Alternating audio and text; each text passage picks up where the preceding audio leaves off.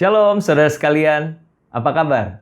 Senang sekali saya Randy Chandra Dinata pada kesempatan kali ini boleh menyampaikan kebenaran firman Tuhan sebagai salah satu syarat dari tugas akhir mata kuliah Homiletika 2. Sebelumnya saya juga mau mengucapkan terima kasih kepada dosen pengampu kami, Bapak Pendeta Dr. Apin Militia Kristi. Kesempatan yang diberikan kepada kami boleh belajar dan juga menyampaikan kebenaran firman Tuhan.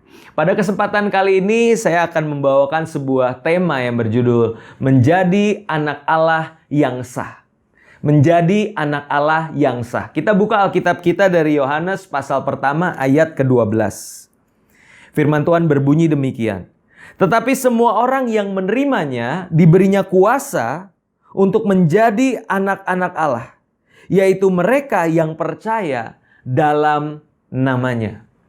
Saudara, yang menarik dari kekristenan adalah bahwa seseorang ketika menerima Yesus sebagai Tuhan dan Juru Selamat, maka pada momen itu juga orang tersebut diberikan kuasa untuk menjadi anak-anak Allah. Dan kata kuasa di sini berasal dari bahasa Yunani exousia. Exousia memiliki makna hak istimewa atau privilege. Dengan kata lain, orang yang menerima Yesus sebagai Tuhan dan Juru Selamatnya, maka orang tersebut diberikan hak istimewa untuk menjadi anak-anak Allah. Bukan berdasarkan perbuatan baik, bukan berdasarkan kesalehan, melainkan melalui iman kepada Yesus Kristus. Orang tersebut diakui sebagai anak Allah yang sah. Amin, saudara?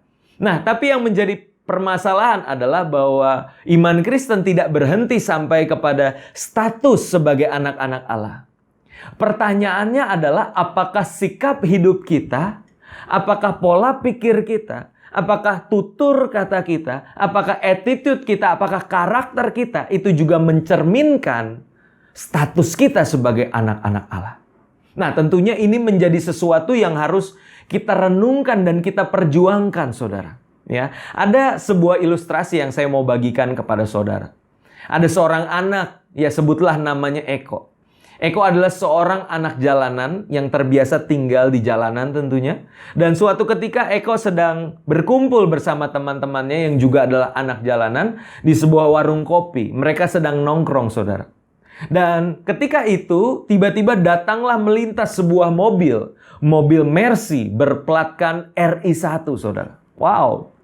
Dan benar saja ketika pintu itu dibuka, keluarlah sosok seorang Presiden Republik Indonesia, Bapak Presiden Joko Widodo. Dan beliau turun dari mobil ketika beliau melihat ada Eko dan teman-temannya. Dari sekian banyak orang yang duduk di sana, Pak Jokowi menunjuk satu orang dan itu adalah Eko. Dan dia katakan, mulai hari ini kamu tinggal bersama saya di Istana Negara. Kamu diangkat menjadi anak Istana Negara. Wow, begitu berbahagianya Eko tanpa berpikir panjang. Dia menerima ajakan dari Pak Jokowi. Dan berangkatlah mereka menuju ke Istana Negara. Dan sesampainya di sana ternyata sudah ada jamuan makan malam, saudara. Dan yang datang itu adalah tamu-tamu dari luar negeri. Sebuah jamuan makan malam internasional. Di situ tersedia alat makan ya dengan makanan ala barat, dan di situ ada sendok, ada pisau, ada garpu, dan semua peserta makan dengan begitu elegannya ya ala Istana Negara.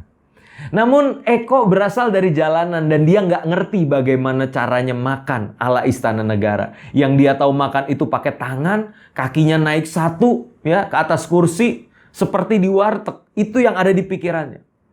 Semua tamu memandang Eko dengan kebingungan. Mereka berpikir ini siapa bisa duduk satu meja dengan keluarga kerajaan, Istana Negara.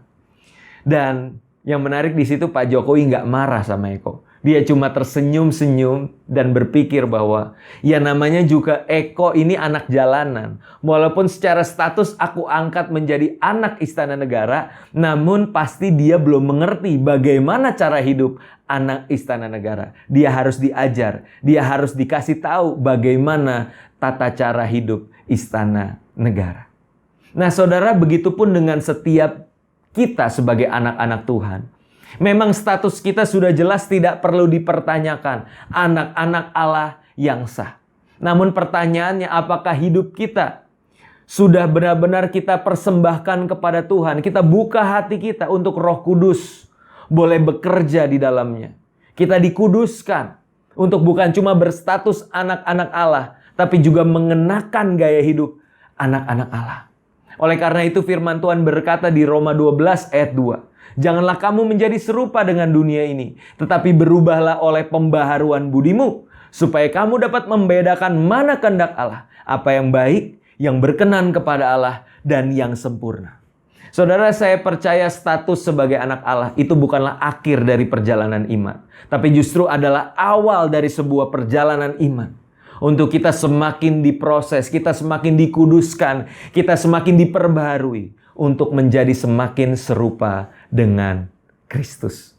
Saya percaya firman Tuhan, Roh Kudus, anugerah Tuhan yang akan memampukan kita untuk bukan cuma berstatuskan anak-anak Allah, tapi juga mengenakan gaya hidup anak-anak Allah.